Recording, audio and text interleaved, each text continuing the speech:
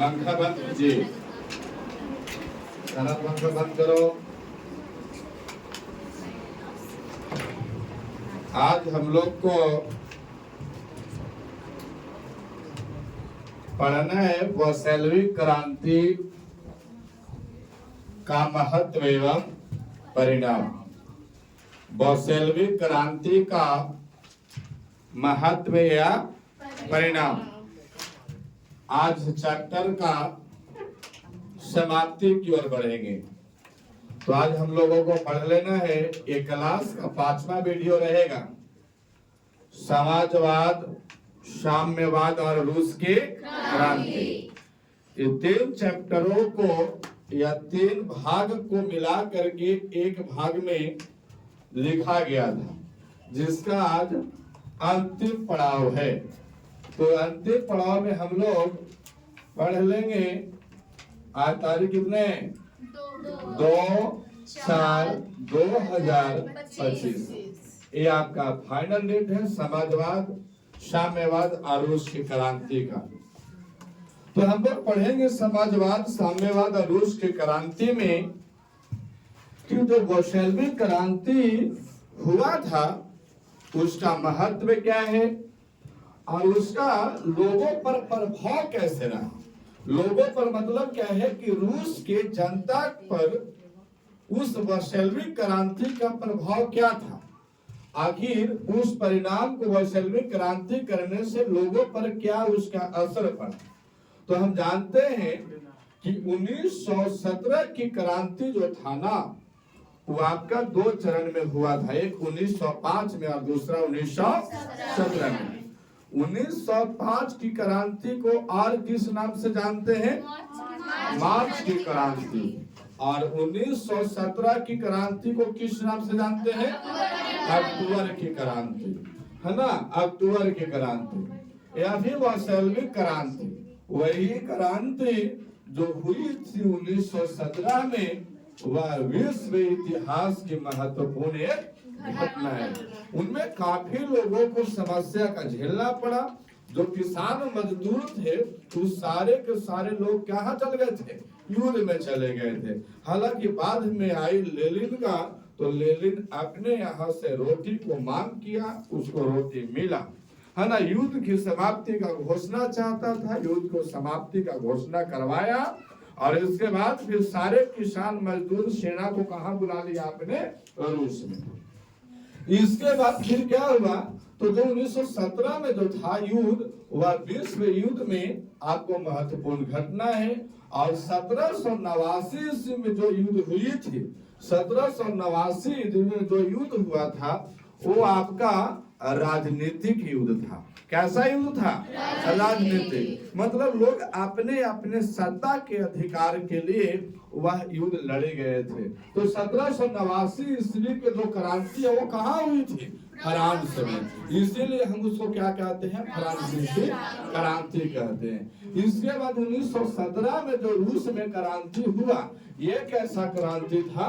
तो ये सामाजिक क्रांति था। 1917 में जो रूस की क्रांति हुई थी, ये कोई राजनीतिक युद्ध नहीं था, ये कोई व्यापारिक युद्ध नहीं था, बशर्ते कैसा युद्ध था? ये सामाजिक युद्ध। लोग समाज ने, लोग व्यक्ति, किसान मजदूर एकजुट होकर के और राजा के प्रति क्या किया? अध्यादेश जारी करवाया। और उसमें क्या हुआ कि लोग अपना बात को मनवाना चाहते थे। इसलिए राजा के प्रति सब कोई जनता युद्ध करने के लिए अग्रसर था। इसलिए इसे कौन सा युद्ध कहते हैं? सामाजिक युद्ध या सामाजिक क्रांति कहते हैं। इसके बाद भी आपको अगर देखा जाए कि ये बुजुर्गा वर्ग था, एक तो ये बुजुर्गा वर्ग कहाँ लड़ाई कर रहा था? तो ये फ्रांस में कर रहा था, बुजुर्गा वर्ग। लेकिन रूस में जो आपका क्रांतियां हुई थी, ये क्रांति हुई थी सर्वहारा वर्ग से। कैसा वर्ग से? सर्वहारा वर्ग से। सर्वहारा हम कहते किसको है? तो वैसा युद्ध या वैसे व्यक्ति जो सभी जगह से क्या हो चुका है? हार चुका है, उसे हम क्या कहते हैं? सर्वहारा युद्ध। तो ये आपको सर्वहारा द्वारा युद्ध लड़ा गया, जिससे लोगों को बेनिफिट हुआ और आपको सत्ता पर अधिकार कौन कर लिया था? लेनिन। कौन कर लिया था? लेनिन। अब यहाँ पे जब युद्ध हुआ तब फिर हम लोग पढ़ेंगे कि बोल्शेविक क्रांति का सोवियत संघ पर प्रभाव कैसा था। बोल्शेविक क्रांति का सोवियत संघ पर प्रभाव क्या था? तो सोवियत संघ जो पहले जो रूस में चल रहा था, तो जैसे आपका 1917 का बोल्शेविक क्रांति हुआ तो वहां पे निकोलस द्वितीय का सरकार खत्म हो गया। जो जरीना थी और वो किसका बात मानती थी? राजपुतिन का। तो राजपुतिन और जरीना को क्या कर लिया गया था? गोली मार करके हत्या कर लिया था। और आपको जो निकोलस द्वितीय था उसको बंदी बना करके लोग रख दिए थे। बाद में वो हो सकता है दूसरा देश चला गया। तो यहाँ पे जैसी वो बोल्शेविक क्रांति हुई थी तब अधिकार कौन कर लिया था सत्ता पर? लेनिन। और लेनिन चाहता था कि हम सर्वहारा वर्ग का सरकार बने। तो फर्स्ट बार रूस में किसका सरकार बना? सर्वहारा वर्ग का। सर्वहारा वर्ग चाहता क्या था? तो हमारे रूस में किसी भी प्रकार का कोई भी जनता को किसी प्रकार कोई दिक्कतें नहीं होनी चाहिए। और यही बात हुआ, जो आपका स्वेच्छाचारी और राजशाही का क्या हो गया? स्वेच्छाचारी का मतलब वैसे राजा जो अपने स्वेच्छा के अनुसार काम करता हो, जो जनता के हित में कभी कुछ नहीं सोचता हो, वैसे राजा को क्या कहते हैं हम? स्वेच्छाचारी। और निरंकुश भी वही चाहते, उसी को बोलते हैं कि निरंकुश राजा वो राजा होता है जो किसी भी जनता को कुछ भी हो, कोई भी प्रॉब्लम हो, जनता मर रहा है, उसका एक भी नहीं सुनेगा और जो चाहे वो अपने मनमानी करता है। तो ऐसे लोगों को स्वेच्छाचारी या फिर निरंकुश कहते हैं। क्या कहते हैं? निरंकुश कहते हैं, निरंकुश राजा कहते हैं ऐसे लोगों को, है ना। तो इसके बाद जब स्वेच्छाचारी या निरंकुश राजा का जब अंत हुआ तब कौन आया? फिर आपको हम ये भी कह सकते हैं कि स्वेच्छाचारी कहिए चाहे निरंकुश कहिए या फिर रोमनोव वंश कहिए, कहा कि जो भी स्वेच्छाचारी आपका राजा था वो किस संस्था के तहत या फिर किस पार्टी के तहत वो राज कर रहा था? तो रोमनोव वंश के तहत। तो यहाँ पे रोमनोव वंश का सत्ता क्या हो गया? खत्म हो गया। रोमनोव वंश का सत्ता समाप्त हुआ तो इसके बाद सोवियत समाजवादी गणराज्य संघ का क्या किया गया? स्थापना। जैसे ही लेनिन आया तो लेनिन के द्वारा क्या किया? सोवियत समाजवादी गणराज्य संघ का क्या कर दिया? स्थापना। इसको बोलते हैं USSR, union of Soviet society Republic, है ना। Union of Soviet society Republic. ये आपको सोसाइटी ना होता है बल्कि सोशलिस्ट होता है। क्या होता है? Socialist. Union of Soviet socialist Republic, इसका हिंदी कह दूं तो सोवियत समाजवादी गणराज्य संघ, यूएसएसआर। इसका गठन किया गया अर्थात इसका स्थापना किया गया। तो और भी कुछ किया गया और इसमें लोगों को बोला गया कि देखिए जनता अगर रूस की जनता है या सोवियत संघ का जनता है तो जितने भी अगर उनके पास समस्याएं हैं तो इसके तहत आप हमें संदेश कर सकते हैं। इसके लिए ये आपको इसका पार्टी बनाई गई थी। इसके बाद और क्या किया गया? तो किया गया कि यहाँ पे फिर से प्रशासनिक व्यवस्था को सुधार किया गया।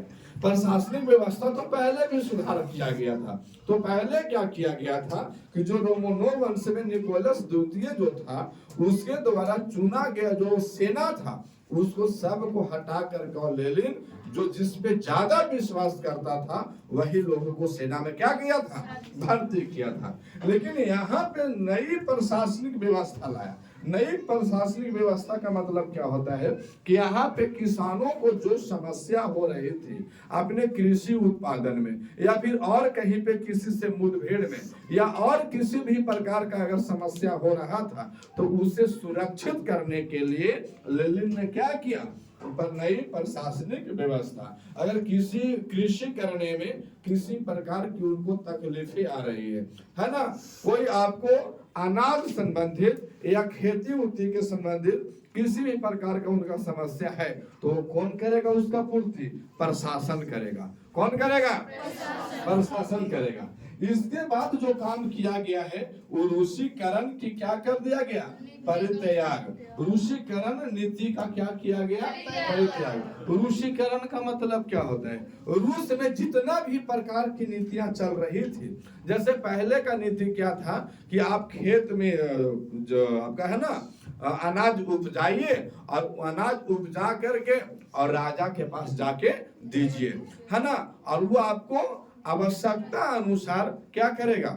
अनाज आपको देगा। इसे लोगों में उदासी छाई। उदासी इस पर्पस से छाया कि आप सोच सकते हैं कि वो काम करे चाहे ना करे, लेकिन उसको अनाज आवश्यकता अनुसार मिलेगा ही मिलेगा। इसलिए वो क्या करता? काम करना बंद कर दिया था।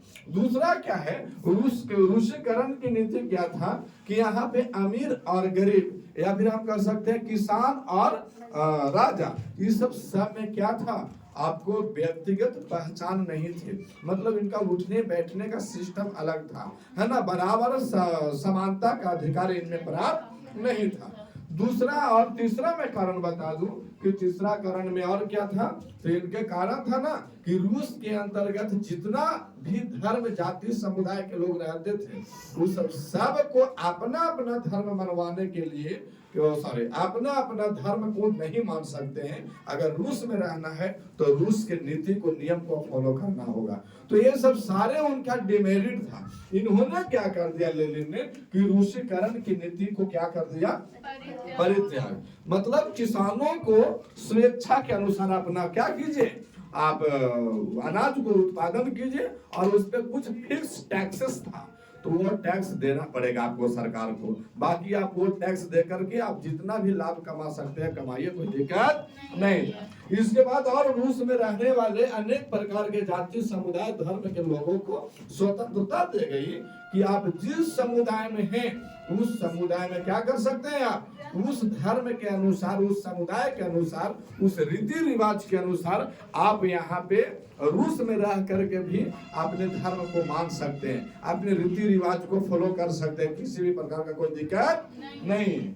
तो ये आपको बोलते हैं ऋषिकरण की नीति। इसके बाद धर्मनिरपेक्ष राज्य की क्या कर दिया? स्थापना। धर्मनिरपेक्ष राज्य क्या है? तो धर्मनिरपेक्ष जो अपना धर्म के अकॉर्डिंग आप कहीं भी जा करके पूजा कर सकते हैं। कोई जरूरी नहीं है कि आप मेरे भगवान को मानिए, अगर कोई फलाने ईश्वर को मान रहा है तो आप उसी को मानिए, कोई दिक्कत नहीं।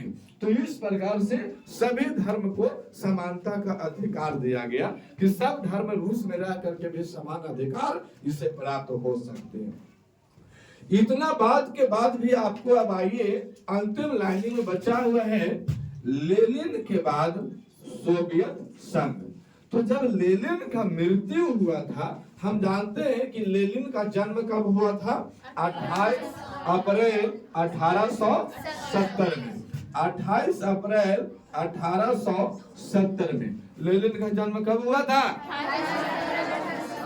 28 अप्रैल 1870 और 21 जनवरी 1924 को क्या हो गया था? क्या हुआ था इनका? मृत्यु। तो जब यहाँ पे लेनिन का मृत्यु हुआ तो क्या सत्ता पर कोई अधिकार करेगा कि नहीं करेगा? करेगा ही करेगा। कहा कि बिना राजा का कोई देश नहीं होता है। तो यहाँ पे जब लेनिन का मृत्यु हुआ 1924 में, तो सत्ता पर अधिकार कौन कर लिया था? स्टालिन। कौन कर लिया था? स्टालिन। स्टालिन का अगर कोई पूछते कि स्टालिन का जन्म कब हुआ था, तो 1879 में, और इसका मृत्यु कब हुआ था? 1953 में, है ना। स्टालिन का जन्म कब हुआ था? 1879 में, और मृत्यु कब हुआ था? 1953 में। अब स्टालिन कहिए, स्टालिन बहुत ही भयंकर नेता था, मैंने बहुत ही अच्छा आदमी था।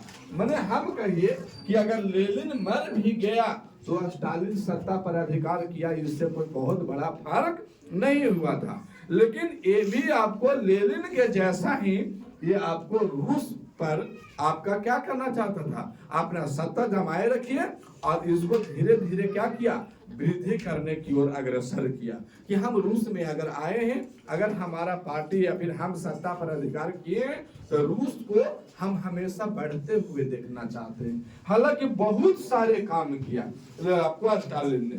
तो स्टालिन आपको मरने और जीने पर विश्वास नहीं रखता था, ससुरा बहुत भयंकर आदमी था। इसका मतलब क्या होता है, तो स्टालिन का अर्थ ही होता है स्टील का आदमी। स्टील का आदमी पूछेगा कि स्टील का आदमी किसका शाब्दिक अर्थ होता है, या फिर हम कह सकते हैं कि स्टालिन का शाब्दिक अर्थ क्या है, तो क्या हो जाएगा, स्टील का आदमी। स्टील का आदमी, स्टालिन का शाब्दिक अर्थ क्या है, स्टील का आदमी। हम स्टील का आदमी नहीं कहेंगे तो यह हम कह सकते हैं फौलादी पुरुष। कौन सा पुरुष, फौलादी पुरुष। तो हम स्टालिन को दो नाम से और भी उपनाम दिया गया। पहला में तो ये स्टील का आदमी और दूसरा में फौलादी पुरुष। कभी कभी लोग ऐसा होते हैं कि बहुत अच्छा करने के चक्कर में वो खराब कर जाते हैं। हालांकि इसके साथ भी यही हुआ, लोगों का एक भी, जनता का एक भी बात सुना नहीं, किसी भी प्रकार का कोई बात को भी नहीं सुना गया। और हालांकि ये काम गलत नहीं कर रहा था, लेकिन अगर कोई बोले जनता कि भैया आप ऐसा नहीं ऐसा करो, तो उसको पकड़वा करके फिर मरवा देता था, है ना। तो उसके बारे में सुनना ही बेकार था। हालांकि रूस के अकॉर्डिंग देखा जाए तो आपको बहुत बढ़िया बढ़िया काम किया। आज हमारे प्रधानमंत्री, प्राइम मिनिस्टर को देखिए, नरेंद्र मोदी, वो आपका जनता के हक में अगर वो अच्छा आपको नहीं सोच पा रहे हैं, लेकिन देश के हक में वो बहुत मतलब बेहतर यूनियन लीडर है, बहुत बेहतर यूनियन लीडर है। वो देश के प्रति बहुत ही सशक्त निगरानी रखता है। बेशक है आज के युवा लोगों के लिए, तो युवा लोगों को क्या चाहिए, उनको नौकरियां चाहिए, और नौकरी उतना हो नहीं पा रहा है ना। और आप उतना अच्छा तैयारी नहीं कर पा रहे हो कि आप उसमें जा करके आप कंपटीशन फेस करके एग्जाम निकाल सके। लौह पुरुष तो सरदार वल्लभ भाई पटेल को बोलेंगे, नहीं फौलादी ही पुरुष होगा, फौलादी है ना। हाँ, लौह पुरुष नहीं होते, लौह पुरुष भी कह सकते हैं, फौलादी पुरुष भी कह सकते हैं। किन्हीं का बुक में अपवाद है जहाँ पे लौह पुरुष लिखा गया है ना। लेकिन वो लौह पुरुष नहीं है, वो फौलादी पुरुष है, स्टील का आदमी या फिर फौलादी पुरुष। अब यहाँ पे देखिए, इन्होंने टारगेट सेट किया कि हमको रूस में अगर हम हैं तो हमें क्या क्या करना चाहिए, अगर रूस में हम हैं तो हमें क्या क्या करना चाहिए। हालांकि स्टूडेंट के हक में अगर एक बात समझ में आती है तो स्टूडेंट को भी स्टालिन की जैसा काम करना चाहिए। स्टूडेंट अपने समय को फिक्स नहीं कर पाते हैं, तो क्या होता है, स्टालिन अपने समय को फिक्स किया, है ना। और इन्होंने योजना बनाया, 3 गो योजना बनाया था। कितने योजना बनाया था, 3 गो। और वो 3 गो योजना प्रत्येक 5-5 वर्ष पर लागू किया गया था कि हम पहले 5 वर्ष में रूस के लिए क्या क्या कर सकते हैं। जैसे अगर आप लोग एक सप्ताह को टारगेट कीजिए कि एक सप्ताह में हमको 7 दिन प्राप्त होते हैं, 7 दिन में केवल 3 विषय को हम चर्चा करेंगे। और 3 विषय में सपोर्टेड मान लिया जाए, संस्कृत हो गया, सोशल साइंस हो गया और मैथ हो गया। इसमें 2-2 गो चैप्टर का रिवीजन कर लीजिए तो एक सप्ताह का रूटीन हो जाएगा। तो एक सप्ताह के रूटीन में उतना करके ही आपको आना है तो आना है। इन्होंने भी, स्टालिन ने वही किया। क्या किया, 1928 में इन्होंने अपने प्रत्येक 5-5 वर्ष का शेड्यूल तैयार किया, है ना। प्रत्येक 5-5 वर्ष का क्या किया, शेड्यूल तैयार किया। और उन्होंने क्या दिया कि हम पहले बार में 1928 ईस्वी में, यानी प्रथम पंचवर्षीय योजना। पंचवर्षीय योजना का मतलब क्या होता है, कोई भी ईस्वी 5-5 वर्ष का लगातार चलते रहता है ना। प्रत्येक 5 साल पर वो जो ईयर आएगा, फिर जैसे कि मान ले कि आज 2024 है या 2025 है आज, तो 2025 से अगर 30 तक देखा जाएगा तो ये प्रथम पंचवर्षीय योजना है। फिर 30 से 35 तक देखा जाएगा तो दूसरा पंचवर्षीय योजना है। तो इस टाइप की उन्होंने योजना बनाया और इन्होंने पहला योजना में क्या किया, अर्थव्यवस्था में सुधार। अर्थव्यवस्था का मतलब क्या होता है, रुपया पैसा जो आपको किसानों के पास जितना था उसमें वृद्धि दिखा है ना। लोगों को आय के अनुसार आय उनको क्या कर दिए, बढ़ा दिए गए। और समय जो आपको जहाँ पे कारखाना में काम कर रहे थे उसको हटा करके और आय को क्या कर दिए, बढ़ा दिया गया। तो उनके अर्थव्यवस्था में आपको क्या हो गया, सुधार हो गया, जिससे किसानों को कुछ तो राहत आई। इसके बाद उन्होंने देखा कि जो तेल है, कोयला है, स्टील का कारखाना है, इस सब में क्या क्या उत्पादन में वृद्धि कर दिया। जितना पहले जब आपको स्टालिन से पहले, यानी हम कह सकते हैं कि 1928 के पहले जो भी आपको स्टील हो गया, कोयला हो गया, तेल हो गया, जितना सामग्री उत्पन्न हो रहे थे उससे लगभग 1 गुना ज्यादा उससे आपको क्या यहाँ पे मिला। तेल का कारखाना जो था, तेल का उत्पादन था या खनन था, उसमें वृद्धि कर दिए गए। जहाँ से कोयला उद्योग से निकल रहा था उसमें वृद्धि कर दिया। जहाँ स्टील बन रहा था इस स्टील के कारखाना में वृद्धि कर दिए गए। इस टाइप से वो आप काम किए। इसके बाद ये सब में काम करने वाले मजदूर थे, मजदूर के बच्चे थे, तो क्या उनको वहां जाकर के वो लोग अशिक्षित रहते नहीं। जैसे कि मान लीजिए अगर किन्हीं के मजदूर का 4-5 बच्चे हैं, तो अगर वो मजदूरी कर रहे हैं तो उनका बच्चा कहाँ जाएगा। तो ऐसे बच्चों के लिए पढ़ने के लिए क्या कर दिया, स्कूल कॉलेज का स्थापना, और वहाँ पे अच्छे शिक्षक को नियुक्त किया गया और उन मजदूरों को पढ़ाया गया। इसके बाद उन मजदूरों के बच्चों को पढ़ाया गया। अब जो मजदूर थे वो रहते कहाँ, तो आपका छोटा सा वहाँ पे कॉम्प्लेक्स तैयार किए गए थे, जिसमें एक वो घर हुआ करता था, एक रूम हुआ करता था। वो एक रूम में 3 से 4 लोग उसमें रह करके और अपना कारखाना में काम कर रहे।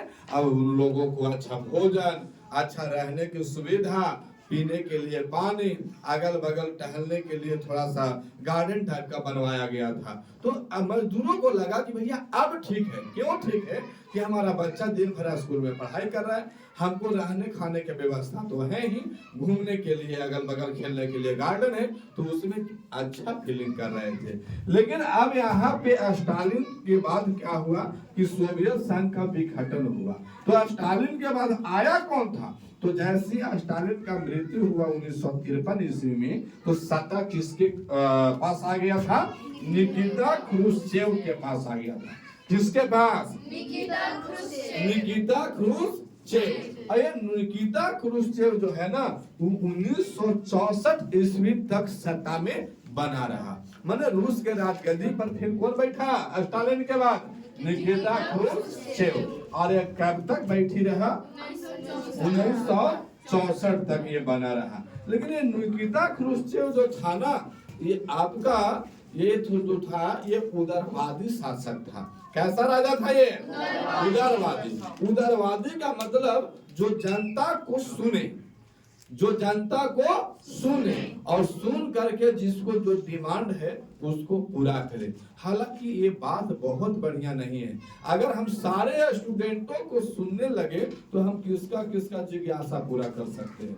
तो वैसा राजा वो बहुत आगे चल करके गलत साबित होते हैं। तो ये जो आपका निकिता क्रुश्चेव था ये उदारवादी था, और उदारवादी ये जनता के हक में काम तो किए लेकिन लोगों को सुन करके काम किए। तो लोगों को जो सुन करके काम करते हैं वो आगे चल करके दिक्कतें फंस जाती है। जो लोग कहा उसी को मान लिया, तो ये जनता में हिंसा पैदा हो जाता है। जैसे कि आज अगर मान लिया जाए कि कोई चाहा रूस में कि भैया हमको अब रूस में नहीं रहना है, हम अपने मोहल्ला को अलग कर लेंगे और वहां पे हम राज करेंगे, तो ये दिक्कत बात हुआ। कोई क्या लेके गेले उधर से आएगा, कहेगा कि हाँ भैया चोन्हा के लेके अलगे रहेगा, से बिहार में चोन्हा नहीं है, यहाँ के प्रधानमंत्री रिया कुमारी के बना देंगे।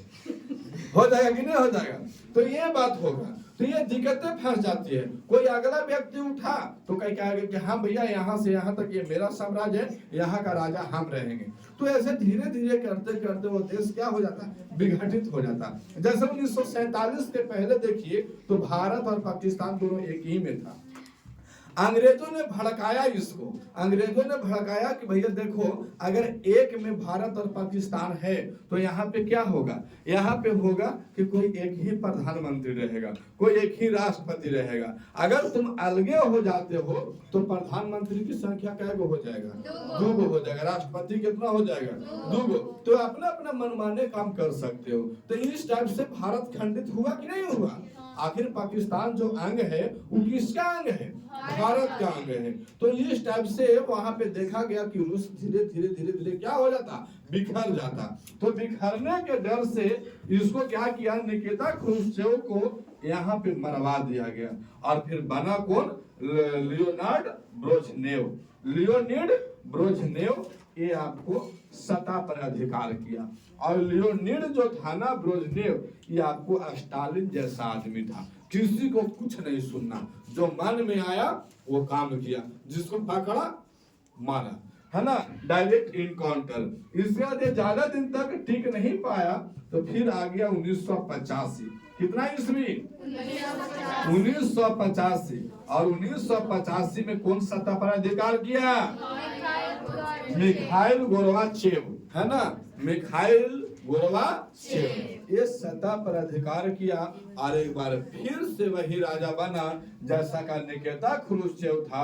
यहो ससुरा कैसा रह गया, उदारवादी। तो उदारवादी चला तो अभी तुरंत तो उदारवादी से हम तुरंत तो अभी सत्ता से हटे थे, लेकिन यहाँ पे क्या हो गया, फिर से मिखाइल गोर्बाचेव उदारवादी सत्ता पर अधिकार कर लिया। सब यहाँ से इसका भी न, ये आपको क्या किया कि दो नीति चालू किया।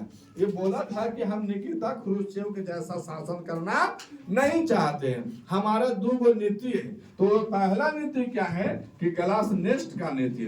ग्लासनेस्ट का मतलब होता है खुलापन, है ना, जिसको जो करना है करो, कोई दिक्कत भी नहीं है। तो ये भैया ये तो गलत बात था। अगर देश के प्रति नरेंद्र मोदी ऐलान करे कि जिसको जो करना है वो करो, तो मार काट इतना वृद्धि तुरंत बढ़ जाएगा, ये खेत हमर, तुरंत मार के भोंक देगा। जो 6-7 गो भाई रहेगा वो एगो वाला के समझेगा, नहीं समझेगा। तो ये अगर ये बात गलत था, है ना, ये संविधान के अकॉर्डिंग ये आपको जो नया संविधान लागू किया गया था उसके ये बस की बात के बाहर था। तो ग्लासनेस्ट का नीति अपनाया कौन, आपको मिखाइल गोर्बाचेव ने, है ना, ग्लासनेस्ट। इसका मतलब होता है क्या होता है, दूसरा नीति दिया पेरेस्ट्रोइक का। तो इसका मतलब होता है पुनर्रचना। अगर कोई अगर चाहता है कि यहाँ पे रूस में हम इसका फिर से पुनर्रचना करना चाहते हैं तो वो कर सकता है। ससुर तो फिर बेकार न था फौलादी पुरुष, बेकार न था फिर स्टालिन, बेकार न था आपको लेनिन, उतना जो लोग मर करके चले गए, इसको धर के खूब धोया और अंतिम में बन गया कौन राजा, बोरिस येल्टसिन। कौन बन गया, बोरिस येल्टसिन। और इन्होंने क्या कर दिया, सोवियत संघ का विघटन। तो प्रश्न पूछता है कि सोवियत संघ का विघटन कब हुआ था, तो दिसंबर 1991 में। इसके सोवियत संघ के विघटन के समय कौन सत्ता पर अधिकार किए हुए था, तो बोरिस येल्टसिन। ये आज आपका क्लास है। तो आज से आपको इतिहास का क्लास 10th इतिहास का दूसरा चैप्टर समाप्त, कंप्लीट है, दूसरा चैप्टर समाप्त। और बाकी है आप लोग वीडियो का रिवाइज करो। और अगर चाहते हैं, अगर वीडियो आपको समझ में आता है तो आप 1-2 लोगों को, आपको ग्रुप होगा तो उस ग्रुप में शेयर करो। बाकी के लिए जय श्री राम। कंप्लीट है, धन्यवाद।